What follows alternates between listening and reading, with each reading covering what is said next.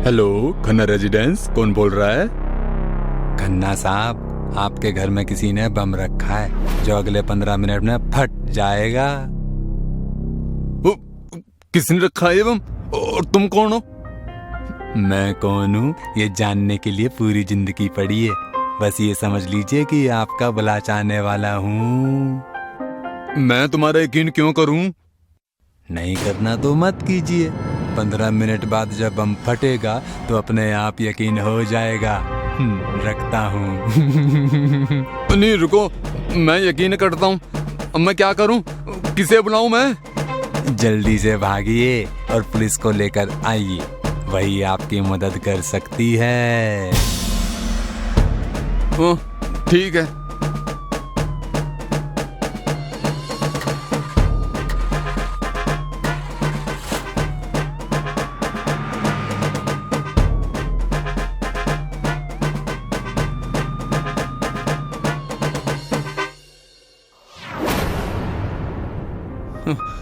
Madam, madam, मेरे घर में बम फटने वाला है जी, जल्दी चलिए। आप जरा शांत हो जाइए और ठीक से बताइए कि क्या हुआ। कुछ भी बताने का टाइम नहीं है मेरे पास मैडम जी।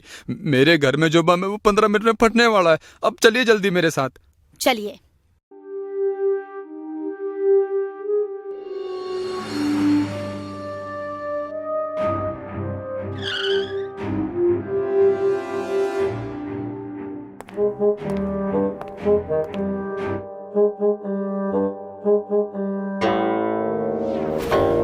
ये सब क्या है?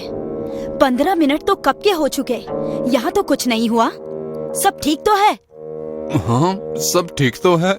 मुझे भी कुछ समझ नहीं आ रहा मैडम जी। मुझे एक फोन आया था कि तुम्हारे घर में बम है जो 15 मिनट में फटने वाला है। वो शायद एक प्रैंक कॉल था। तुम्हारी वजह से मेरा बहुत सारा टाइम वेस्ट हो गया। आगे से ऐसा कॉल आए तो ध्यान रखना। जी मैडम।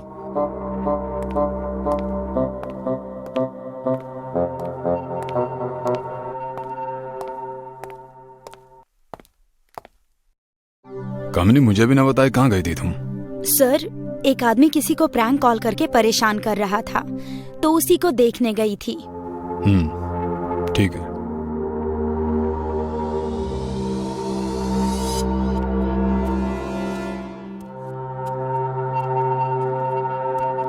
अयो, सर, मेरे घर में बम है। अब जल्दी चलिए सर।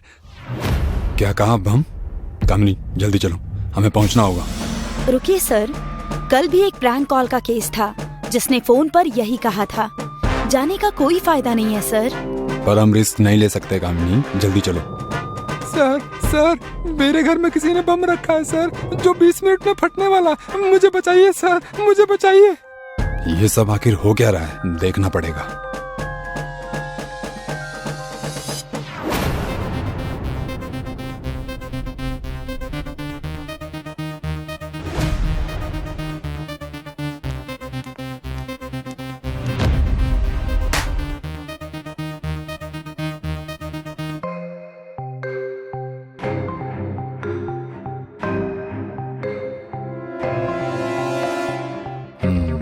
ये केस तो कुछ अलग ही है। कुछ अलग नहीं है सर। कोई लफंगा प्रैंक कॉल करके इन अमीरों को डरा रहा है बस। क्या कहा तुमने? अमीरों को? हाँ, ये सब हमारे इलाके के अमीर लोग हैं। कामिनी, पहला आदमी कौन आया था? चलो उसके घर।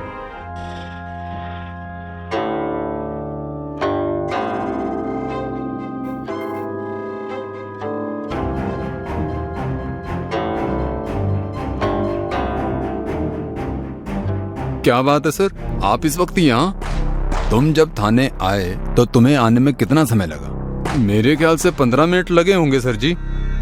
मतलब आने के 15 और जाने के 15, 30 मिनट। इतना समय बहुत है किसी को तुम्हारे घर में चोरी करने के लिए। क्या तुम्हारे घर में कुछ चोरी हुआ है? नहीं सर जी, सब पैसे गहने बिल्कुल सब सही सलामत है। सर, बाकी के 2 लोग भी हमारे थाने से दूर ही रहते हैं। इसी पैटर्न को पकड़ के चलें तो चोरी करने के लिए सबसे अच्छा मौका है था। कामिनी, उन बाकी 2 लोगों के नंबर है ना तुम्हारे पास? हाँ सर।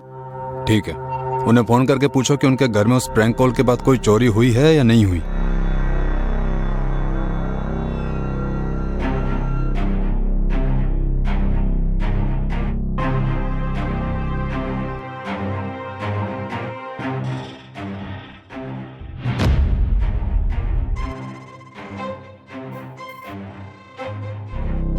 सर, मैंने दोनों से पूछा, पर किसी के भी घर में कोई चोरी नहीं हुई। फिर क्या वजह हो सकती है?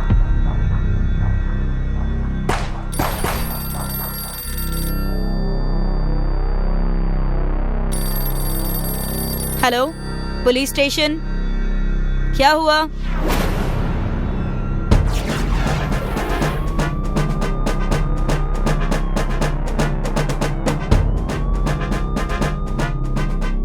सर जी, उस दिन मुझे पता नहीं चला, पर आज सुबह जब मैं उठा तो मैंने देखा कि मेरे घर से 2 गद्दे गायब हैं। बहुत महंगे गद्दे थे सर जी वो। ये तो बड़ा अजीब चोरी का केस है। कोई भला गद्दे क्यों चुराएगा? इन्होंने कहा ना, महंगे हैं इसलिए चुराए होंगे। कामिनी, बाकी 2 लोगों को भी इसके बारे में पूछो, उनके गद्दे भी गए होंगे।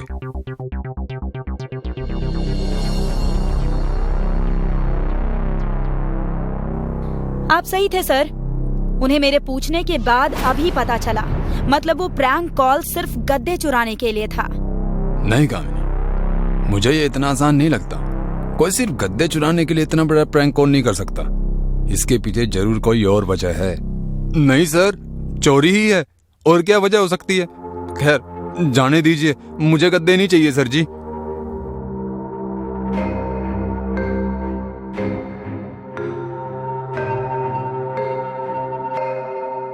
हाँ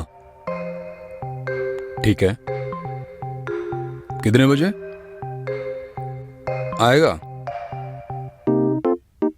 okay, thank you Raju. Sir, जैसा कि आपने कहा था, चोरी के दिन की घर के नजदीक की सारी सीसीटीवी फुटेज ले आई हूँ। पहले दिन जिस टेम्पो में गद्दे ले जाए गए, वही टेम्पो बाकी 2 जगहों पर भी था। कैमरे में चारों के चेहरे तो साफ नहीं दिखाई दिए, पर इससे लगता है कि ये सब किसी एक ही गैंग का काम है। लगता नहीं कामिनी, एक ही गैंग का है, और उन्हें हम आज रात पकड़ लेंगे। कैसे सर? मुझे अभी मेरे एक इन्फॉर्मर ने बताया है कि उसने एक ऐसी गैंग को देखा है, और वो आज रात एक और चोरी करने वाले हैं। उस वक्त हम उन्हें रंगे हाथ पकड़ लेंगे। क्या बात है सर।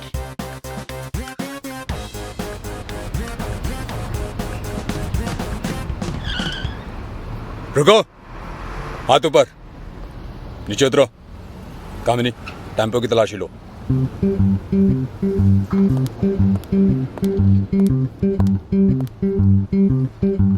क्यों भाई, चुराना ही था तो पैसे चुराते, गहने चुराते, गद्दे चुराने की क्या जरूरत आ पड़ी? जमीन पर सोते हो क्या तुम लोग? नहीं सर, हमें माफ कर दीजिए, आगे से ऐसा नहीं करेंगे। कर भी नहीं पाओगे बच्चे, राठौर के सामने खड़ा है तू।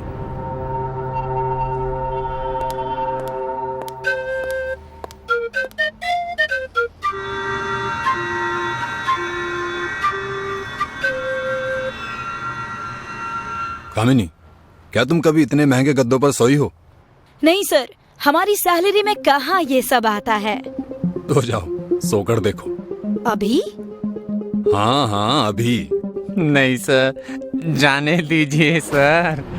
चुप कर तू, वरना तुझे हमेशा के लिए सुला दूंगा।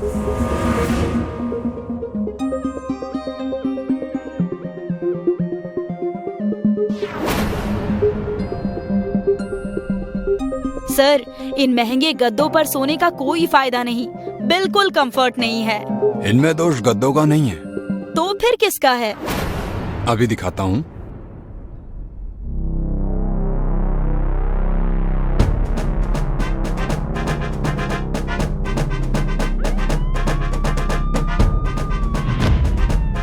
इतने सारे पैसे किसके हैं ये सब? ये सब उन अमीर जादों का ब्लैक मनी है जो उन्होंने यहाँ छिपाया था। इन दोनों के साथ साथ उन अमीरों को भी जेल में डाल दो। सर, पर आपको कैसे पता चला कि इसमें पैसे हैं? उस दिन जब वो आदमी केस बंद करने के लिए बोल रहा था, तभी मुझे उस पर शक हो गया था कि हो ना हो उन गद्दों में तो कुछ है, और अब इन गद्दों की साइज देखकर मेरा शक यकीन में बदल गया। वाह सर, आपके दिमाग का तो जवाब नहीं। अपना तो ऐसा ही है। पापा, आपके अकाउंट्स में 2 लाख रुपए कम है, आपने किसी को दिए हैं क्या? ऐसा कैसे हो सकता है? मैंने तो कोई अमाउंट ट्रांसफर ही नहीं किया। अरे मैंने पूरे पीएफ के पैसे निकिता की शादी के लिए रखे थे बेटा। अरे अब क्या होगा? ऐसा कैसे हो सकता है? आपने यदि किसी को दिए नहीं है तो पैसे कहाँ गए? कहीं हमारे साथ कोई फ्रॉड तो नहीं हो गया? मैं अभी बैंक जाकर पता लगाता हूं। मैनेजर साहब, मैं सच कह रहा हूं, आप मेरा यकीन कीजिए, हमने किसी को भी 2 लाख रुपए नहीं दिए हैं, फिर भी हमारे अकाउंट से पैसे कैसे चले गए? सर आप परेशान मत होइए, मैं अभी आपका अकाउंट चेक करवाता हूँ, सारी बातें पता चल जाएंगी। आइए आइए बैठिए। बैंक मैनेजर अपने लैपटॉप पर अकाउंट नंबर डालकर डिटेल चेक करने लगा। कुछ देर वो ध्यान से लैपटॉप पर देखता है, फिर लैपटॉप ऋतिक की ओर घुमाकर बोला, सर देखिए, आपने 4 बार में 2 लाख रुपए ऑनलाइन ट्रांसफर किए। पहले 35,000, फिर 55,000, फिर एक बार 45,000 और फिर ये देखिए आखिरी में 65,000 रुपए। ये देखिए पूरी डिटेल, डेट और टाइम दोनों ही मेंशन है। मैनेजर के लैपटॉप में पूरी डिटेल देखकर ऋतिक का सर घूम गया। आहा, मैं क्या, आपकी बात सही है, मगर मेरे पापा का अकाउंट किसी भी मोबाइल नंबर से लिंक ही नहीं है, तो ऑनलाइन पेमेंट हो कैसे गई? ऐसा कैसे हो सकता है? इस अकाउंट में तो मोबाइल नंबर लिंक है सर, ये रहा। मैनेजर के कहने पर ऋतिक ने मोबाइल नंबर देखा तो हैरानी से बोला, सर ये नंबर किसका है? मुझे नहीं पता। वैसे ये नंबर हमारे अकाउंट से कैसे लिंक हुआ? ऋतिक की बात सुनकर मैनेजर भी चकरा गया और बोला, सर लगता है आपके साथ साइबर क्राइम हुआ है, आपको पुलिस के पास जाना होगा। मैनेजर के कहने पर ऋतिक तुरंत पुलिस स्टेशन पहुंचा। सर अब आप ही हमें बचा सकते हैं, प्लीज, मेरी बहन की शादी है और हमारे सारे पैसे लूट लिए गए हैं, कुछ कीजिए सर, कुछ कीजिए। अरे अरे अरे अरे अरे, जरा शांति से बैठो, बैठो बैठो, ये लो पानी पियो, अब पूरी बात आराम से बताओ, क्या होगी बताओ। इंस्पेक्टर राठौर के समझाने पर ऋतिक कुछ देर खामोशी से बैठ जाता है और फिर उसके बाद ऋतिक ने उन्हें सारी बातें अच्छे से बताई। गजब चालबाजी है भाई, पहली बार सुनने में आ रहा है कि मोबाइल नंबर लिंक नहीं है और उसके बावजूद भी पैसा अकाउंट से गायब हो गया। वाह, क्या तेज लोग हैं यार। तो भैया ऐसा है कि ये मामला साइबर क्राइम का नहीं बल्कि क्राइम का है। आप एक काम करिए, मुझे वो नंबर दीजिए जो आपके अकाउंट से लिंक हो गया है, अब यही नंबर इस पूरे खेल से पर्दा उठाएगा। इंस्पेक्टर राठौर के मांगने पर ऋतिक ने वो नंबर इंस्पेक्टर राठौर को दे दिया। इंस्पेक्टर राठौर ने कामिनी जी की ओर देखकर वो नंबर उनकी ओर बढ़ा दिया। कामिनी जी ने तुरंत वो नंबर लिया और टेलीकॉम डिपार्टमेंट से उस नंबर के ओनर का पता किया। नंबर एक सब्जी वाले का निकला। राठौर कामिनी जी के साथ तुरंत सब्जी वाले के पास पूछताछ के लिए पहुंच गए। हाँ सब्जी वाले भैया, हाँ भाई साहब, महाराज जरा ये नंबर बा तो देखो, ये तुम्हारा है का? है कैसन बात कर रहे हैं बाबूजी, रोड पर सब्जी बेचता हूँ, 2 वक्त का खाना ठीक तरह से नसीब हो ही जाए, वो है हमारे लिए बड़ी बात है। अरे ना हमारे पास कोनो फोन है और ना ही कोई नंबर, अरे ये सब तो अमीरन का चोचला है बाबूजी, हम कहाँ। इंस्पेक्टर राठौर को उसकी बात पर यकीन नहीं हुआ, इसीलिए इंस्पेक्टर राठौर ने अपने 2 आदमियों को सब्जी वाले के पीछे लगा दिया। उन लोगों ने भी आकर बताया कि वो तो बहुत ही गरीब इंसान है, सब्जी वाला अपनी जरूरतें भी पूरी नहीं कर पा रहा है। अब इंस्पेक्टर राठौर सोच में पड़ गए क्योंकि ये क्राइम बहुत सोच समझ कर किया गया था। तो कामिनी जी अब सीधा मैनेजर साहब को बुलवाइए आप, अब तो उनसे ही पूछताछ करनी होगी, बुलवाइए। इंस्पेक्टर राठौर के बुलाने पर मैनेजर वहां पर आ गए। बताइए सर, मैं आपकी क्या मदद कर सकता हूँ? देखिए आपके बैंक के खिलाफ एक FIR दर्ज हुई है, तो उसी सिलसिले में आपको यहाँ बुलाया है। मुद्दा ये है साहब, अब इस पूरे कांड में आपके बैंक का अंदर वाला भी कोई शामिल है।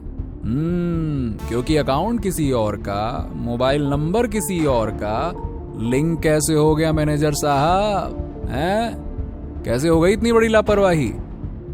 अब सर मैं मानता हूँ कि हमारे स्टाफ से गलती हो गई, मगर प्लीज सर इस बात को यहीं दबा दीजिए, और वरना हमारे बैंक की बहुत बदनामी हो जाएगी।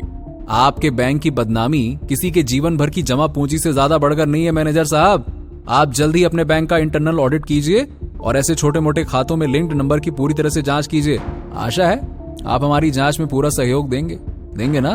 सर हम लोग जनता की सेवा के लिए ही हैं, आपकी मदद करके हमें खुशी होगी। इसी खुशी में एक और बात सुनिए, आपकी टीम के साथ हमारी टीम लीडर कामिनी जी भी आपके साथ रहेंगी, है ना? कामिनी जी, बैंक मैनेजर और एक सीए मिलकर बैंक का इंटरनल ऑडिट कर रहे थे। तभी एक व्यक्ति उनसे मिलने आया और उसने भी अपने अकाउंट से 1.5 लाख रुपए गायब होने की शिकायत दर्ज कराई। मैनेजर ने तुरंत उसका अकाउंट चेक किया और अकाउंट से लिंक मोबाइल नंबर उस व्यक्ति को बताया, तो उस व्यक्ति ने भी साफ मना कर दिया कि ये नंबर उसका नहीं है। अब मैनेजर भी परेशान हो गया था क्योंकि ये उसके बैंक का दूसरा केस सामने आया था जिसमें एक और अकाउंट होल्डर के साथ सेम फ्रॉड हुआ। उन्होंने तुरंत इंस्पेक्टर राठौड़ को इस बारे में बताया। वो नंबर चेक किया गया तो वो नंबर बैंक के प्यून के नाम से रजिस्टर था। इंस्पेक्टर राठौड़ और मैनेजर ने जब बैंक के प्यून को बुलाकर पूछताछ की तो वो नंबर उसका नहीं था। इंस्पेक्टर राठौड़ और मैनेजर दोनों हैरान परेशान होकर एक दूसरे की ओर देख रहे थे। अब तो ये बात साफ है कि इसमें बैंक का कोई बड़ा अधिकारी मिला हुआ है। क्यों मैनेजर साहब, कहीं आप तो इन सब में शामिल नहीं है? सर, ये आप कैसी बातें कर रहे हैं? मुझे तो इस बारे में कुछ पता ही नहीं है। वाह मैनेजर साहब वाह, आपके नाक के नीचे इतना बड़ा स्कैम हो गया और आपको कुछ पता ही नहीं है। सुनिए, अब तुरंत आपके सारे बैंक अकाउंट से लिंक नंबर की जांच करिए। वो उसके ओनर के हैं या नहीं है पता करिए आप, और जो मोबाइल नंबर उसके ओनर के नहीं है उस अकाउंट को कुछ समय के लिए सीज कर दीजिए। और कामिनी जी, आप एक लिस्ट बनाइए जिनके भी अकाउंट से इस 1 साल में पैसे निकाले गए हैं, किस अकाउंट में गए हैं और कहां से ट्रांसफर हुए हैं, सबकी लिस्ट बनाइए। इसके अलावा ओ मैनेजर साहब, इधर देखिए आप, आपके बैंक के वॉलेट में कब कब चेकिंग होती है और कितने लोग होते हैं वो बताइए आप। ये आप कैसी बातें कर रहे हैं सर? अकाउंट सीज कर दीजिए। अरे मेरे बैंक का नाम खराब हो जाएगा सर। गजब आदमी हो यार आप, आपको आपके नाम की पड़ी है और यहाँ लोगों की मेहनत का पैसा जो खतरे में है उसका क्या? जो पूछा है उसका ठीक ठीक जवाब दीजिए आप, बताइए। अब देखिए सर, मैं महीने में पहले रविवार को अकेले ही आकर पूरे बैंक को अच्छे से चेक करता हूँ, वॉल्ट और सिक्योरिटी दोनों। और वैसे भी पैसे ना तो वॉल्ट से चोरी हुए हैं ना ही सिक्योरिटी तोड़ के। हाँ, वो हमें भी पता है, लेकिन क्राइम को हर एक एंगल से इन्वेस्टिगेट करना पड़ता है। वैसे थैंक यू कोऑपरेट करने के लिए। इसके बाद इंस्पेक्टर राठौड़ के कहने पर जब जांच की गई तो कई सारे ऐसे अकाउंट हैं जिन पर अलग अलग लोगों के नंबर लिंक थे। ये नंबर भी ऐसे लोगों के नाम पर रजिस्टर थे जो कभी मोबाइल भी अफोर्ड नहीं कर सकते थे। मगर सबसे बड़ा सवाल था कि इन सब के पीछे किसका हाथ है। जांच के बाद एक पुलिस वाला राठौड़ के पास एक रिपोर्ट लेकर आता है और उनको देकर चला जाता है और राठौड़ रिपोर्ट को पढ़ने लगते हैं और कुछ सोच रहे होते हैं। तभी कामिनी जी राठौड़ को परेशान देखकर कहती हैं, सर, आपको क्या लगता है इस पूरे वारदात के पीछे किसका हाथ होगा? क्योंकि जो कोई भी है वो बहुत बड़ा मास्टरमाइंड है। इतनी सफाई से क्राइम किया है कि कोई क्लू ही नहीं है। कामिनी जी, क्राइम करने वाला कितना ही शातिर क्यों ना हो, कोई ना कोई सुराग तो जरूर छोड़ता है। ये देखिए, इस क्राइम का क्लू ये रहा। कहते हुए इंस्पेक्टर राठौड़ ने रिपोर्ट कामिनी जी की ओर बढ़ा दी, जिसे देखते ही कामिनी हैरान रह गई और मुस्कुराते हुए बोली, सर, आप कमाल हैं, कैसे कर लेते हैं आप ये सब कुछ? अपना तो ऐसा ही है। अब तुम्हें पता है ना तुम्हें क्या करना है। जी सर, मुझे सब पता है। कहकर कामिनी और राठौड़ दोनों बैंक जाते हैं और वहां काम करने वालों से लेकर मैनेजर को सबको एक कैबिन में बुलवाते हैं। अब ये सब कुछ क्या है सर? आप मेरे बैंक में हुए क्राइम के क्रिमिनल को तो ढूंढ नहीं रहे, उल्टा आप मेरे बैंक में आकर एम्प्लॉयज को अलग परेशान कर रहे हैं। क्या आप जानना नहीं चाहेंगे कि आपका मुजरिम कौन है? आखिर कौन है वो मास्टरमाइंड? हाँ, जरूर जानना चाहते हैं, लेकिन आपने तो सभी को ऐसे बुलाया जैसे सारे के सारे चोर हैं। आप सभी को इसीलिए बुलाया है क्योंकि मुजरिम आप सब में से ही कोई है। कौन है? आप बस नाम बताओ सर, मैं उसको अभी जॉब से निकाल दूंगा। अरे मासूम गरीबों का पैसा कौन खा रहा है? अरे कौन है तुम लोगों में से? बताओ, आप बस नाम बताओ सर, मैं उसको अभी जॉब से निकालता हूँ। इसकी हिम्मत कैसे हुई? आहा, मैनेजर साहब शांत हो जाइए, आप उसको जॉब से निकाल ही नहीं सकते हैं। अरे निकाल सकता हूँ, आप बस एक बार नाम तो बताओ सर उसका। हम आपको उसकी फोटो दिखा देते हैं, फिर आप ही बताना हमें उसके साथ क्या करना चाहिए। हाँ, दिखाओ आप। कामिनी एक फोटो फ्रेम लेकर आती है और मैनेजर को दिखाती है। और उसको देख मैनेजर गुस्से में उस फ्रेम को फेंक देता है और कहता है, ये सब क्या है? आप लोग मुझे क्यों फंसा रहे हैं? असल में कामिनी एक शीशा लेकर आई थी जिसमें मैनेजर खुद को देखकर भड़क जाता है। अब मैनेजर साहब, आप खुद से बताएंगे कि आपने कितने लोगों का पैसा अपने अकाउंट में ट्रांसफर किया है, या फिर मैं आपको बताऊं? आप क्या कह रहे हैं? मुझे कुछ समझ नहीं आ रहा है। चलिए मैं समझा देता हूँ, दिक्कत क्या है। क्राइम करते वक्त मुजरिम खुद को कितना भी इंटेलिजेंट क्यों ना समझ ले, लेकिन कोई ना कोई गलती जरूर करता है। और आपने तो क्या ही कहना है, 2 बड़ी गलती कर दी। सबसे पहले आपने क्राइम के लिए बैंक के छोटे छोटे ग्राहकों की लिस्ट बनाई जो बैंक में पैसा सेविंग के लिए रखते हैं, साल 6 महीने में एक बार अपने बैंक अकाउंट में पैसे जमा करवाते हैं या निकालते हैं। उन ग्राहकों के अकाउंट को आपने गरीब लोगों के आधार कार्ड के जरिए कई जाली सिम बनवाली और उन नंबरों को अपने बैंक अकाउंट से जोड़ दिया और फिर उन सिम के जरिए पैसा विड्रॉ किया। मैंने ऐसा कुछ नहीं किया जो आप बता रहे हो। मैं सिर्फ बता नहीं रहा हूँ, साबित कर सकता हूँ। चलो बताता हूँ मैं आपको। अब पहली बात तो ये कि आपने कहा कि हर महीने के पहली संडे आप बैंक आकर सिक्योरिटी और वॉल्ट चेक करते हो, है ना? हाँ, तो इसमें मैं कैसे मुजरिम हुआ? अरे आगे भी तो सुनो मैनेजर साहब। तुम ये रिपोर्ट देखो जहां साफ साफ दिख रहा है कि लोगों के साथ फ्रॉड हर महीने के पहले संडे को ही हुआ है। और चलो मान लिया कि ये एक कोइंसिडेंस हो सकता है, लेकिन जिस सर्वर से पैसा एक अकाउंट से दूसरे अकाउंट में ट्रांसफर किया गया वो तो आपके बैंक का सर्वर निकला। और संडे वाले दिन जिस दिन आप बैंक आए उस दिन तो कोई और बैंक आया ही नहीं होगा, तो आपके अलावा सर्वर और कौन इस्तेमाल करेगा? और दूसरी गलती ये कि आपने जो पेमेंट गरीबों के अकाउंट से चोरी की वो आपने क्या दिमाग लगाया, अपने ही दूसरे अकाउंट में ट्रांसफर कर लिया और उसकी डिटेल्स भी इसी रिपोर्ट में है। वाह, गजब दिमाग लगाया। मेरा काम अच्छा खासा चल रहा था, अगर तुम इस मामले में नहीं आते तो। जितनी सफाई से आपने क्राइम किया था उसे देखकर लगा नहीं था कि आप इतनी आसानी से पकड़ में आओगे, मगर आपकी एक गलती ने आपको फंसा दिया मैनेजर साहब, हैं? कहते हुए इंस्पेक्टर राठौड़ हंस रहे थे और दूसरा पुलिस वाला मैनेजर को पकड़ लेता है। सर, आप कमाल है, इतने छोटे से लूप होल से आपने क्रिमिनल को पकड़ लिया। अपना तो ऐसा ही है कामिनी जी।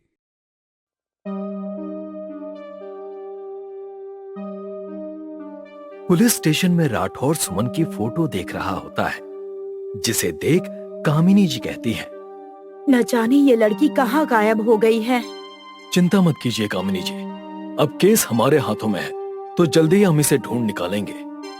इतने में ही पुलिस स्टेशन में भागते हुए प्रिया आती है और कहती है, सर, मेरी दोस्त को बचा लीजिए। पहले आप बैठ जाइए, फिर आराम से बताइए। मेरी एक दोस्त है जो मेरी रूममेट भी है, उसने अभी सुसाइड करने की कोशिश की। फिलहाल मैंने उसको ये करते देखा तो रोक दिया। अब आप लोग ही उसको बचा सकते हैं। लेकिन अचानक क्यों? लाइफ में कुछ तो हुआ होगा जो वो सुसाइड जैसा कदम उठा रही है। क्या हुआ था, बताओ सच सच। मुझे भी कुछ नहीं पता, बस कल जब से इंटरव्यू देकर वापस आई है तब से अजीब बातें करती है और तब से ही परेशान थी। लेकिन मुझे ये नहीं पता था कि वो इतनी परेशान है कि सुसाइड जैसा सोच रही है। अब आप ही कोई हल निकालिए। कोई बात नहीं, चलो चल कर देखते हैं आखिर मामला है क्या। राठौर और कामिनी प्रिया के साथ उसके घर जाते हैं। तब राठौर नेहा से सवाल करता है, लेकिन नेहा राठौर को कोई जवाब नहीं देती है। हेलो नेहा, मैं इंस्पेक्टर राठौर हूं। आखिर ऐसे क्या वजह है जो तुम ऐसा कदम उठा रही हो? आखिर हुआ क्या है ये तो बताओ। इसके बाद राठौर प्रिया से पूछताछ करता है। प्रिया, आखिर ऐसा क्या हुआ जो नेहा ने सुसाइड की कोशिश की? अगर कुछ भी मालूम है तो प्लीज बताओ, छोटी से छोटी बात भी। मुझे कुछ खास तो नहीं पता, लेकिन 2 दिन पहले तक सब ठीक था। नेहा तो काफी खुश थी कि उसे जल्दी ही एक मूवी में कास्ट किया जाएगा। इसका मतलब नेहा के साथ कुछ तो हुआ इन 2 दिनों में। अगर नेहा को बचाना है तो हमें उसके सुसाइड की वजह जाननी होगी। जी सर, आपने बिल्कुल ठीक कहा, लेकिन पता कैसे करें? वो वजह क्या है जिसने नेहा को सुसाइड करने पर मजबूर किया? सर, एक और बात, कल से ही नेहा का फोन भी मिसिंग है। मैंने पूछा उससे, लेकिन वो कुछ भी नहीं बता रही है। कामिनी जी, आप नेहा के फोन की लोकेशन ट्रेस कीजिए, पता तो चले कि आखिर फोन गायब हुआ कहाँ है। कामिनी राठौर के इंस्ट्रक्शंस फॉलो करने लगती है। तभी राठौर नेहा से कहता है, नेहा डरो मत, क्या हुआ है वो बताओ। ऐसे परेशान होकर बिना किसी से बात किए सीधे सुसाइड करना कोई सॉल्यूशन नहीं है। मुझे आप लोगों की कोई मदद नहीं चाहिए, मैं बस जीना नहीं चाहती हूँ, मुझे मेरे हाल पे छोड़ दो। प्रिया, तुम अपनी दोस्त के साथ रहो, इसे एक पल के लिए भी अकेला मत छोड़ना, बाकी मैं जल्दी ही कुछ करता हूँ। ऐसा कहकर राठौर बाहर जाने लगता है। तभी कामिनी भी आ जाती है। सर, मैंने सेलफोन डिपार्टमेंट से पता किया है, उन्होंने नेहा के फोन की लोकेशन दे दी है। उसके फोन की लास्ट लोकेशन एक स्टूडियो में थी। ठीक है, चलो वहीं से अब कुछ मालूम होगा। ऐसा कहकर राठौर कामिनी के साथ उस लोकेशन पे जाता है। वो एक फिल्म का स्टूडियो था जहां अभी शूटिंग चल रही थी। राठौर वहां जाकर उनके डायरेक्टर प्रमोद से मिलता है और उन्हें नेहा की फोटो दिखाकर कहता है, हेलो डायरेक्टर जी, क्या आपने इस लड़की को हाल फिलहाल यहाँ पर देखा है? नहीं सर, मैंने तो इसे आज पहली बार देखा है। कौन है ये? कुछ हुआ है क्या? नहीं, कुछ नहीं हुआ। वैसे ये स्टूडियो आपका है? हाँ, मेरा ही है। कल और परसों आप कहाँ थे? मैं तो सिटी से बाहर था, आज ही वापस आया हूँ और सीधा काम पे चला आया। अच्छा, तो फिर क्या स्टूडियो आपके ना होने पर बंद रहता है या फिर आपके गैर मौजूदगी में कोई और भी आता है? मेरा स्टूडियो पिछले 2 दिनों से बंद ही था। अगर स्टूडियो बंद था तो कल इस लड़की का फोन यहां पर कैसे आया? इस सवाल का कोई जवाब है आपके पास? ये कैसे हो सकता है? हो सकता है ये लड़की अपना फोन खुद यहाँ छोड़कर गई हो। मेरे दुश्मन बहुत हैं, आए दिन मेरा स्टूडियो बंद करवाने के लिए कोई ना कोई चाल चलते रहते हैं। ठीक है, वो तो हम पता कर ही लेंगे। आखिर कौन कौन है आपका दुश्मन? राठौर और कामिनी उस स्टूडियो से बाहर आ जाते हैं। कामिनी जी, जरा पता तो करिए कि प्रमोद कल और परसों क्या सच में सिटी से बाहर था? जरा उसके फोन की लोकेशन ट्रेस कीजिए कि कल और परसों वो कहाँ था। जी, पता करती हूँ। स्टूडियो से बाहर आते ही राठौर की नजर सामने एक चाय वाले पर पड़ती है, जिसके हाथ में सोने जैसा कुछ चमक रहा था। तो राठौर और कामिनी उस चाय वाले के पास जाते हैं और राठौर देखता है कि चाय वाले की कलाई पर ओरिजिनल राडो की वॉच थी और हाथ पर एक रोज का टैटू भी था। तभी राठौर उस चाय वाले को नेहा की फोटो दिखाकर कहता है, क्या तुमने इस लड़की को कभी यहाँ देखा है? नहीं साहब, मैंने इसे कभी नहीं देखा। वैसे भी अगर यहाँ आए भी होगी तो मेरा ध्यान नहीं गया होगा, क्योंकि मैं अपने काम में लगा रहता हूँ। हाँ, वो तो दिख रहा है कि कितना काम है तुम्हारे पास। कामिनी धीरे से राठौर से कहती है, सर, इसके हाथ में आपने सोने की वॉच देखी? इतनी छोटी सी दुकान से करोड़ों की घड़ी ली है। दाल में कुछ तो काला है। कामिनी जी, पूरी दाल ही काली है। तभी राठौर की नजर एक शॉप पर जाती है जिसके बाहर कैमरा लगा हुआ है, जिसमें स्टूडियो में आने और जाने वाला भी दिख रहा है। तब राठौर और कामिनी जाकर उस कैमरे का फुटेज देखने लगते हैं। कैमरे के फुटेज में कल के टाइम स्टूडियो में 3 आदमी गए और एक नेहा गई, लेकिन वापस आने के टाइम 2 औरतें बुरखे में आई, जिसमें एक व्हील चेयर पर थी तो दूसरी व्हील चेयर चला रही थी, और 2 आदमी अलग अलग बाहर आए। कामिनी जी, आपने कुछ देखा?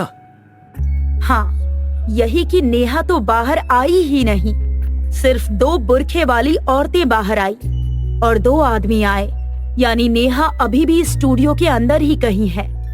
कामिनी जी, जो लड़की व्हील चेयर पर है वो नेहा है। उसके बुरके के नीचे कपड़े और जूते देखो, ये वही कपड़े और जूते हैं जो अंदर जाते वक्त नेहा ने पहने हुए थे। और नेहा को ले जाने वाली कोई औरत नहीं है, बल्कि वो एक आदमी है। उसके हाथ और पैर देखिए। हाँ सर, आपने बिल्कुल ठीक कहा। और इसके हाथ पे तो रोज का टैटू है और इसने भी सोने की वॉच पहनी हुई है। जी कामिनी जी, कुछ समझिए आप?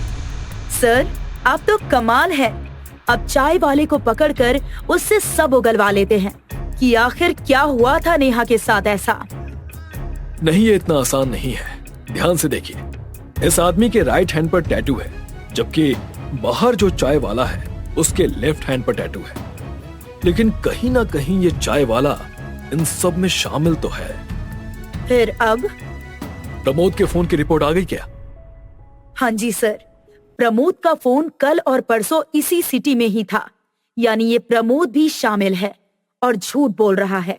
चलकर उसको ही पकड़ लेते हैं। नहीं, पहले हमें सारे सबूत इकट्ठे करने होंगे। इतने में राठौर के पास प्रिया का फोन आता है कि नेहा ने फिर से सुसाइड करने की कोशिश की है। कामिनी और राठौर दोनों ही प्रिया के घर जाते हैं। सर, आप कुछ करिए, वरना ये नेहा अपनी जान ले ही लेगी। जब उसने सुसाइड करने की कोशिश की तो तुम कहाँ थी? मैं थोड़ी देर के लिए घर का सामान लाने मार्केट गई थी और आई तो देखा कि गेट खुला हुआ था और नेहा पंखे से लटकी हुई थी। वो तो मैंने तुरंत ही आसपास के लोगों को आवाज देकर बुलाया और उसकी जान बच गई। नेहा है कहाँ पर? सिटी अस्पताल में। अभी वो खतरे से बाहर है, लेकिन कब तक ऐसा रहेगा? राठौर पूरे कमरे को अच्छे से देखता है और अंदर आते वक्त डोर का हैंडल घुमाता है। नेहा ने इस बार सुसाइड नहीं किया, उसे कोई मारने आया था। ऐसा कैसे हो सकता है? सर, आप ये कैसे कह सकते हैं? कामिनी जी, डोर का हैंडल टूटा हुआ है। अगर नेहा को सुसाइड करना होता तो वो डोर का हैंडल क्यों तोड़ती? और जिस फैन में फांसी लगाने के लिए फंदा डाला गया वो काफी ऊंचा है और आसपास ऐसा कुछ नहीं है जिसकी हेल्प से नेहा ने ये किया हो। यहाँ कोई तो ऐसा आया था जो नेहा से लंबा है और उसने नेहा को मारकर सुसाइड दिखाने के लिए ये सब किया। यानी हम बिल्कुल सही डायरेक्शन में जा रहे हैं। कुछ तो बहुत बड़ा क्राइम है जिस वजह से ये क्रिमिनल नेहा की जान लेने तक आ गया। सर, मेरी दोस्त को बचा लीजिए। तुम चिंता मत करो, राठौर सर के होते नेहा को कुछ नहीं होगा। इसके बाद राठौर, कामिनी और प्रिया अस्पताल जाते हैं और नेहा से मिलते हैं। नेहा, देखो आज वो लोग तुम्हें मारने आए हैं।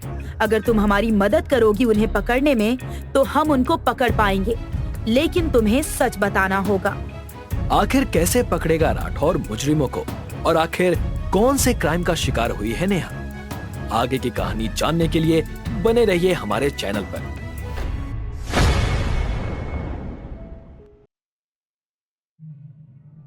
इंस्पेक्टर साहब, हमारी बेटी नेहा गायब हो गई है। सर प्लीज हमारी बेटी को ढूंढ लाइए। घबराइए मत, बताइए क्या हुआ? सर, मैं शालिनी वर्मा, एक टीचर हूँ और ये मेरे पति विनायक वर्मा। सर, जब मैं स्कूल से घर आई तो घर पर ताला लगा था, पर घर के बाहर नेहा की सैंडल थी और अंदर उसका कॉलेज बैग था। उसकी फ्रेंड से पूछने पर पता चला कि आज क्लास जल्दी खत्म हो गई, तो दोनों जल्दी घर आ गए। पर नेहा का कुछ पता नहीं चल रहा। उसका बैग बताता है कि वो घर आई थी, लेकिन उसके सभी शूज और सैंडल बाहर शू रैक में ही हैं, तो नंगे पैर कहाँ चली गई? हम बहुत परेशान हैं सर, प्लीज ढूंढिए उसे। सर, उसका फोन भी बंद है। तो ये बात है। चिंता मत कीजिए, ये सब हम देख लेंगे। कामिनी जी, इनकी FIR तो लिखिए। आइए आप दोनों।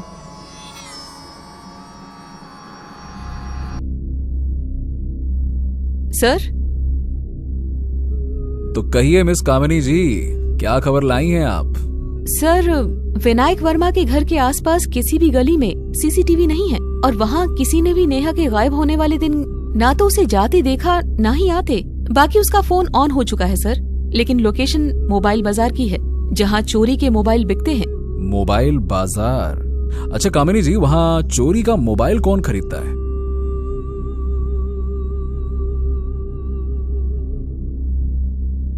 सॉरी सर, अगर पता होता तो मैं ये मोबाइल लेता ही नहीं।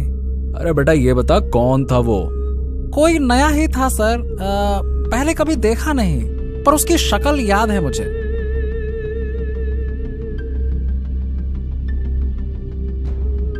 सर, यही आदमी था मोबाइल बेचने वाला, यही था।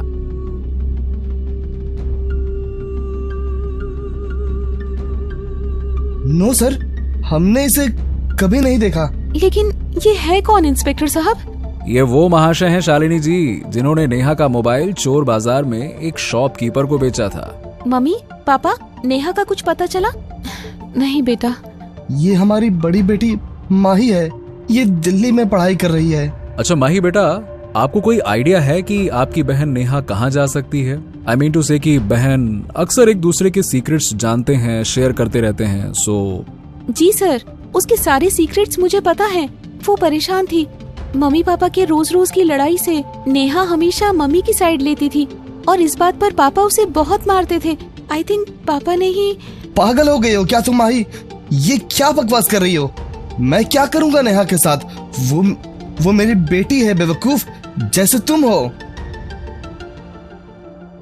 देखिए सर, प्लीज इसकी बातों पर मत जाइएगा, लेकिन ये सच है कि वो जब भी मेरी बजाय अपनी माँ की साइड लेती थी तो मेरा हाथ छूट जाता था उस पर। अच्छा आप ये बताइए कि आप दोनों पति पत्नी के बीच में झगड़े होने की वजह क्या है? शालिनी का हमारे पड़ोस में रहने वाले सुधीर के साथ अफेयर चल रहा है। विनायक, पागल ना तो माही है, ना ही मैं और ना ही नेहा। पागल तुम हो जो बेवजह सुबह शाम शक की बीमारी खा रहे हो। मेरा सुधीर के साथ कोई चक्कर नहीं है, समझे तुम? Oh hello mister and Mrs, आप लोग लड़ना बंद कीजिए। पुलिस स्टेशन है ये, आपका बेडरूम नहीं है, समझे? चलिए ये बताइए कि ये सुधीर महाशय कहाँ मिलेंगे? सर, विनायक बहुत ही शक्की आदमी है। वो झूठा आरोप लगा रहा है। बेशक हम कॉलेज समय से साथ में हैं, अच्छे दोस्त हैं और फोन पर बातें करते रहते हैं, लेकिन इसका मतलब ये तो नहीं हुआ ना कि हम दोनों का कोई चक्कर चल रहा है। अरे विनायक तो ऐसे ही बोलता रहता है।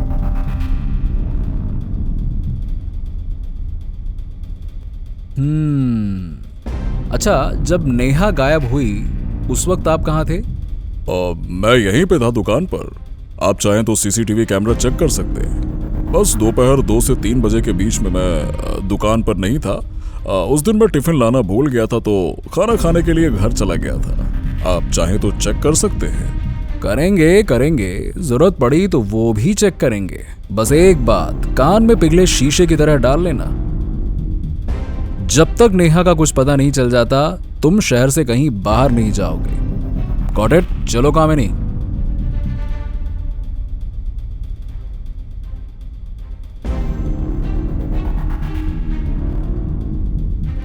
कामिनी जी, नेहा के CDR का क्या हुआ? वही चेक कर रही थी सर। कुछ मिला?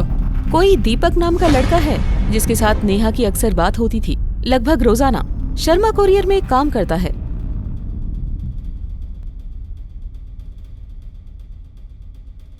क्यों, दीपक तुम ही हो? जी। तो भैया दीपक जलाने दुकान क्यों नहीं गए? मन नहीं हो रहा था साहब।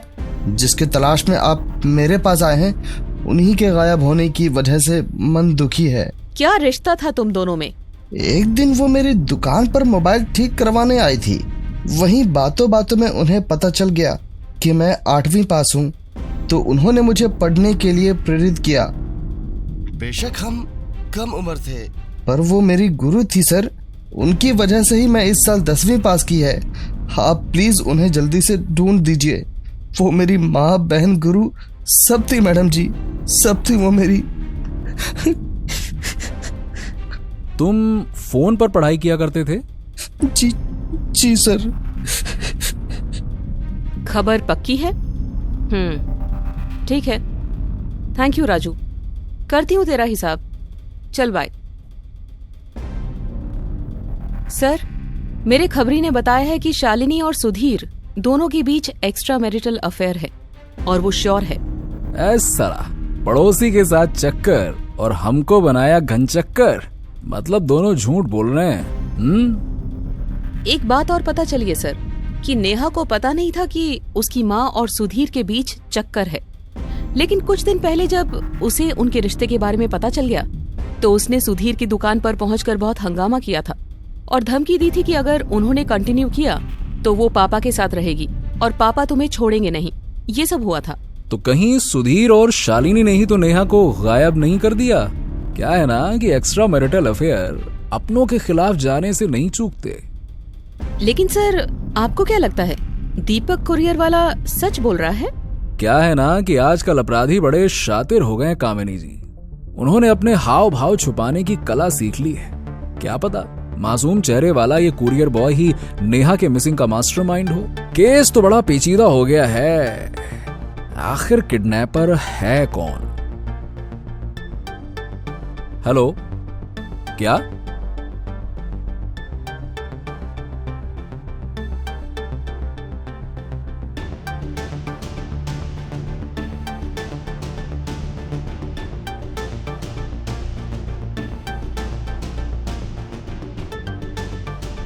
कामिनी जी, इसे फॉरेंसिक लैब भिजवाइए अब।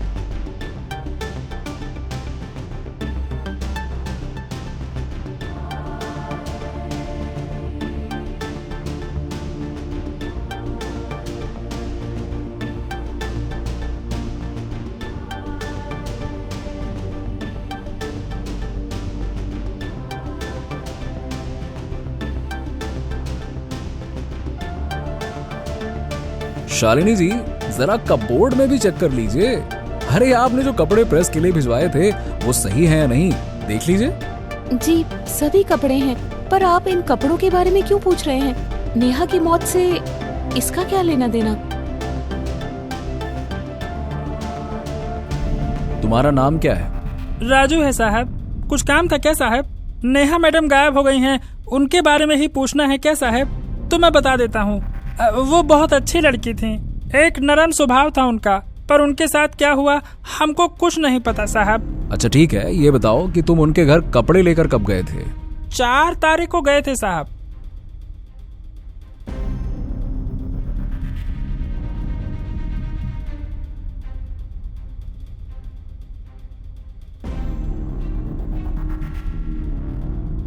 नेहा मैडम ने ही कपड़े लिए थे, और हाँ, उनके साथ वहाँ एक लड़का भी था। नेहा मैडम उसके साथ कहीं जाने वाली थी। अच्छा, दिखने में कैसा था वो लड़का? दिखने में तो एकदम हीरो जैसा था साहब, पर चेहरा ठीक से याद नहीं है।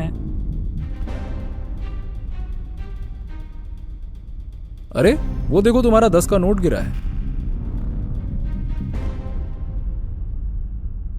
लड़के का हुलिया याद आए तो बताना, ठीक है? जी साहब। कामिनी, मेरे लेफ्ट साइड वहां पार्क के कोने पर एक प्रेस वाला है, देखो तो, वो इधर ही देख रहा है क्या? जी सर, पर हुआ क्या?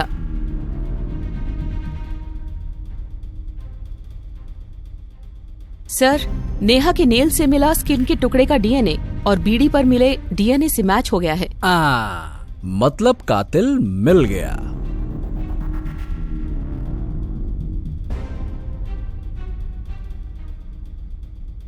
ओह भैया राजू बेटा, बस बहुत कपड़े प्रेस कर लिए, जो बचे हैं ना उन्हें जेल में प्रेस करना। चलो।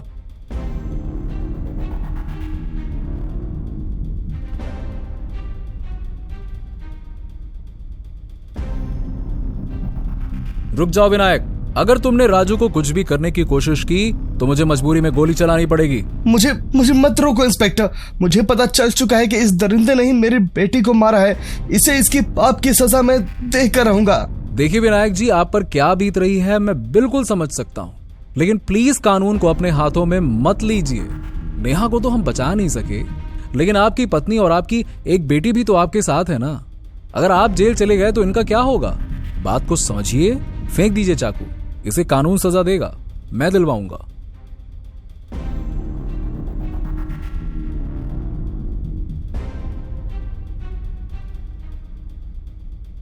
बोल, क्यों मारा नेहा को? सर, करीबन 2 बजे मैं नेहा जी को कपड़े देने के लिए उनके घर गया था। मैंने उन्हें कॉलेज से वापस आते हुए देख लिया था। मैं जब उनके घर में पहुंचा तो बाहर का दरवाजा खुला हुआ था। मैं बिना सोचे समझे अंदर चला गया। अंदर पहुंचा तो देखा नेहा जी कपड़े बदल रही थी, और उन्हें बिना कपड़ों के देखकर मेरी वासना जाग गई। चाहकर भी मैं खुद पर काबू नहीं कर पाया और अंदर कमरे में पहुंच गया। मुझे वहां देखकर वो चौंक गई। उन्होंने मुझे वहां से जाने के लिए कहा, लेकिन मैंने उनके सामने प्यार करने की शर्त रख दी। ये सुनते ही उन्होंने मुझे थप्पड़ मार दिया। बस यहीं से मैं गुस्से से भर गया साहब, और उसी गुस्से में मैंने उसका गला दबा दिया। उसके मरते ही मैं डर गया और कपड़े रैक में रखकर बॉडी बॉक्स में डाल दी और बाहर से ताला लगाकर भाग गया साहब, जिससे ऐसा लगे कि वहाँ कोई आया ही नहीं था।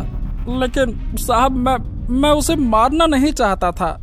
बेटा तू मारना नहीं चाहता था, लेकिन तूने मार तो दिया, इसीलिए अब होगी फांसी। क्या? फांसी। आधी रात को तकरीबन 2 बजे शीशा समर के साथ गाड़ी में दिल्ली से मुंबई अपने ससुराल जा रही थी। शादी के बाद पहली बार वो ससुराल जा रही थी। शीशा और समर एक दूसरे से बहुत प्यार करते थे। गाड़ी में बैठे वो अपनी आगे के फ्यूचर के बारे में डिस्कस कर रहे थे। समर, आज मैं बहुत खुश हूँ। फाइनली तुम्हारे घर वालों ने हमारी शादी को एक्सेप्ट कर ही लिया। हाँ, इस बात से तो मुझे भी बहुत खुशी हो रही है। मुझे तो यकीन ही नहीं हो रहा है कि पापा ने तुम्हें अपनी बहू के रूप में एक्सेप्ट कर लिया। नहीं तो तुम जानती ही हो कि जब हमने शादी की थी तब मेरे सारे घर वाले तुमसे कितना नाराज थे। मुझे ऐसा लग रहा है कि अब सब कुछ ठीक हो जाएगा। ऐसे ही प्यार भरी बातें करते करते वो घर जा रहे थे। तभी अचानक कुछ गुंडे उनकी गाड़ी के सामने आ गए। उन सब ने एक काले कपड़े से अपने मुंह को ढक रखा था। समर ने जोर से ब्रेक लगाई। सारे गुंडों ने उनकी गाड़ी को चारों ओर से घेर लिया और गाड़ी के दरवाजे का लॉक तोड़ दिया और जबरदस्ती गाड़ी में बैठ गए। उन्होंने समर और शीशा के सारे गहने छीन लिए और उनमें से एक आदमी ने गाड़ी चलाना शुरू किया। शीशा और समर बहुत डर गए थे। वो उनसे अपनी जिंदगी की भीख मांगने लगे। प्लीज हमें छोड़ दीजिए। आपको गहने, पैसे, जो कुछ भी चाहिए सब कुछ ले लीजिए, लेकिन प्लीज हमें छोड़ दीजिए। हम पुलिस या किसी और को कुछ नहीं बताएंगे। प्लीज हमें जाने दीजिए। उन लोगों के बहुत गिड़गिड़ाने के बाद गुंडों ने समर को गाड़ी से बाहर निकाला, लेकिन वो शीशा को अपने साथ लेकर गए। समर ने गाड़ी के पीछे दौड़ लगाई, लेकिन वो गाड़ी दूर जंगल में ले गए थे। समर को कुछ समझ नहीं आ रहा था। समर ने अपने मोबाइल में नजदीकी पुलिस स्टेशन सर्च किया और सीधे पुलिस स्टेशन पहुंच गया। मैम, प्लीज मेरी मदद कीजिए। मेरी वाइफ को बचा लीजिए मैम, प्लीज। पहले शांत हो जाओ और बताओ कि हुआ क्या तुम्हारी वाइफ को। समर ने सारी बात कामिनी को बताई।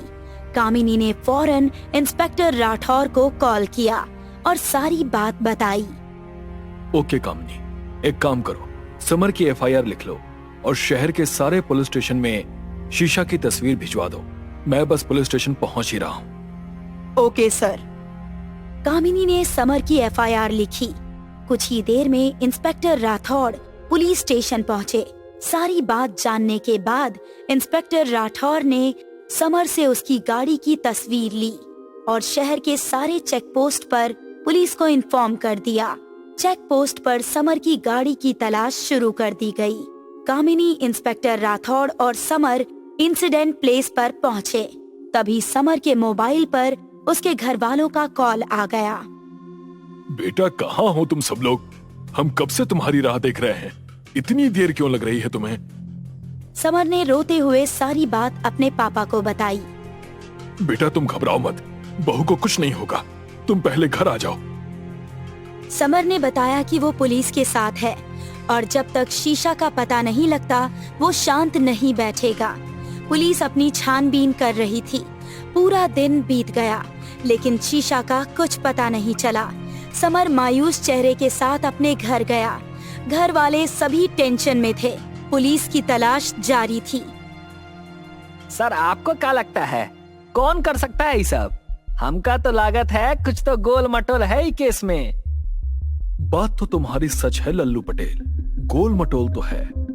पुलिस ने समर के घर वालों से बात की लेकिन उन्हें कुछ खास जानकारी नहीं मिली।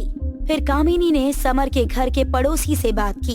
तब उन्हें पता चला कि समर के पिता शीशा और समर की शादी के सख्त खिलाफ थे, क्योंकि शीशा एक मॉडल थी लेकिन समर शीशा से प्यार करता था, इसीलिए उन्होंने शादी कर ली। लेकिन समर के पापा ने उनकी शादी को एक्सेप्ट नहीं किया था, इसलिए समर और शीशा ने घर छोड़ दिया और दिल्ली में जाकर रहने लगे। पुलिस का सीधा शक समर के पापा के ऊपर गया। पुलिस ने समर के पापा को अपने गिरफ्त में ले लिया। तब समर के पापा ने बताया कि पहले उन्होंने शीशा को अपनी बहू के रूप में एक्सेप्ट नहीं किया था, लेकिन अपने बेटे को खो देने के डर से उन्होंने शीशा को एक्सेप्ट कर लिया। लेकिन पुलिस को अभी भी समर के पापा पर शक था। एक दिन समर जब पुलिस स्टेशन जा रहा था, तब उसे शीशा का मेकअप आर्टिस्ट दिखाई दिया, जो दिल्ली में शीशा का शूट से पहले मेकअप किया करता था। समर को याद आया कि जब भी वो शीशा से मिलने उसके स्टूडियो जाया करता था, तब वो मेकअप आर्टिस्ट उसे घूरता रहता था और शीशा को भी अजीब तरह से देखता था। उसका अचानक मुंबई में आना समर को कुछ अजीब लगा। वो उससे बात करना चाहता था, लेकिन तब तक वो लड़का वहाँ से निकल गया था। समर ने जल्दी से पुलिस स्टेशन जाकर पुलिस को इन्फॉर्म किया। कुछ घंटे बाद पुलिस ने उस लड़के को गिरफ्तार कर लिया था। उस लड़के ने बताया कि उसका नाम सलीम है। सर, मैं तो शीशा मैम का सिर्फ मेकअप आर्टिस्ट हूँ। हाँ, वो दिखने में बहुत खूबसूरत थी, इतनी खूबसूरत थी कि उनके चेहरे से नजर नहीं हटती थी। लेकिन सर, कुछ भी हो जाए, हम अपनी औकात तो नहीं भूल सकते ना। शीशा मैम एक फेमस मॉडल थी और मैं एक मेकअप आर्टिस्ट, मेरी उनसे क्या बराबरी सर। ओके, तुम जा सकते हो। Thank you sir. सलीम के जाने के बाद सर, आपने उसे ऐसे ही क्यों छोड़ दिया? मुझे तो वो बेगुनाह नहीं लगता। जरूर वो इस किडनैपिंग में शामिल है। हाँ सर, हमको भी यही लागत है। ये मेकअप मैन मेकअप के साथ साथ कहानी भी बहुत ही अच्छी बनावत है। जो दिखाया जाता है जरूरी नहीं कि हमेशा वैसा ही हो। कभी कभी कुछ धागों को जानबूझकर जोड़ा जाता है ताकि हम गुमराह हो जाएं। अगले दिन पुलिस स्टेशन में लालू हवलदार एक सीसीटीवी फुटेज लेकर आया, जिसमें समर की कार के जंगल की तरफ जाने का वीडियो था। जंगल जाने के लिए बीच में एक हाईवे आता है। उस वीडियो में एक आदमी ने चेक पॉइंट पर अपना हाथ बाहर निकाला था, जिस पर एक टैटू बना हुआ था। पुलिस ने उस टैटू के बारे में जानकारी निकाली। उस शॉप के सीसीटीवी फुटेज में उसका चेहरा साफ दिखाई दे रहा था। शॉप के ओनर ने बताया कि उसका नाम रंगा है और उसने 1 महीने पहले ही वो टैटू बनवाया था। सभी वापस पुलिस स्टेशन आ गए। तभी पुलिस के पास समर और उसके पापा की कॉल हिस्ट्री के रिकॉर्ड्स की रिपोर्ट आ जाती है, जिसमें वो लोग नोटिस करते हैं कि एक कॉल बार बार समर को आ रहा था। कामिनी ने जब वो नंबर ट्रैक किया तो पता चला कि वो तो फॉरेस्ट एरिया से आ रहा है।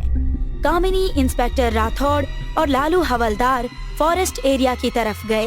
कुछ देर अंदर जाने के बाद कुछ गुंडों ने पुलिस पर हमला किया। गुंडे और पुलिस के बीच में हाथापाई हुई। हाथापाई में इंस्पेक्टर राठौड़ और कामिनी ने गुंडों को पकड़ लिया। हाथापाई के बीच इंस्पेक्टर राठौड़ ने देखा कि ये वही गुंडा है जिसने हाथ पर टैटू बनवाया है। इंस्पेक्टर राठौड़ समझ गए कि उसी रात समर की कार भी किसी ने चुराई थी। सबको गिरफ्तार करने के बाद जो सच था वो उनके सामने आया। चलो अब सीधे सीधे बताओ कि सच्चाई क्या है। बताओ, नहीं तो ससुराल वाली खातिरदारी करनी पड़ेगी और शायद वो तुम्हें रास ना आए। सर, मेरा नाम रंगा है। मैं तो छोटी मोटी चोरी करके अपना गुजारा करता हूँ, लेकिन अभी हम लोग को ज्यादा पैसे चाहिए थे। तभी हमारे पास एक आदमी आया, उसने हमें 5 लाख रुपए दिए ये मर्डर करने के लिए। किसने पैसे दिए थे तुम्हें, बताओ। सो मिस्टर आदर्श पति जी, बोलो क्यों किया तुमने ये सब? सर, मुझे माफ कर दीजिए सर।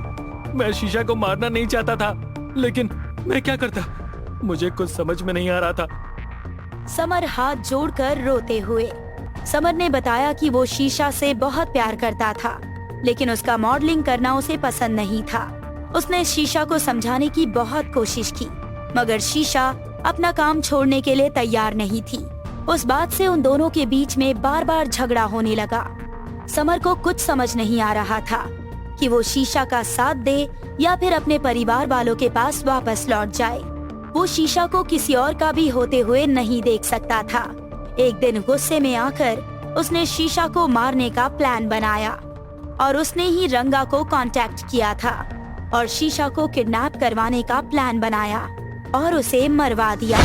समर ने अपना गुनाह मान लिया। समर ने जैसे ही अपना गुनाह मान लिया, उसकी आंखें फटी की फटी रह गई, क्योंकि सामने शीशा खड़ी थी, वो भी जिंदा।